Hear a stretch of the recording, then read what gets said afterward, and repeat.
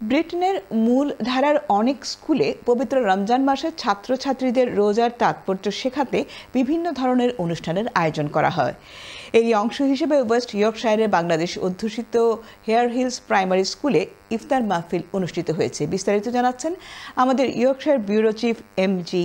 কিবরিয়া।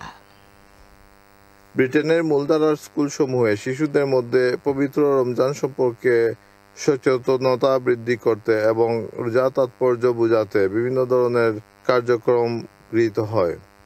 এরই অংশ হিসাবে ওয়েস্ট ইয়র্কশায়ারের লিডস শহরের বাংলাদেশি অধ্যুষিত হেয়ার হিলস এলাকায় অবস্থিত হেয়ার হিলস প্রাইমারি স্কুলের উদ্যোগে একটি বিরাট ইফতার মাহফিল অনুষ্ঠিত হয়েছে।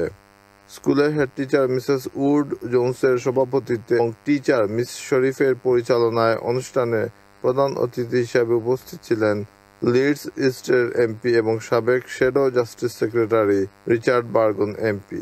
ইফতার মাহফিলে বিশেষ অতিথি হিসাবে উপস্থিত ছিলেন কাউন্সিলর আসগার আলী এবং সালমা আরিফ। ইফতারের পূর্বে স্কুলের শিশু কিশোররা পবিত্র কোরআনের বিভিন্ন সূরা থেকে তেলাওয়াত করে।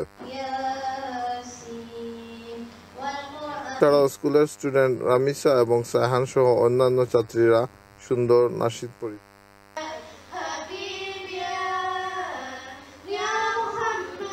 ওয়েস্ট ইয়র্কশায়ারের লিডস থেকে এম.জি. কিবরিয়া, চ্যানেল 8।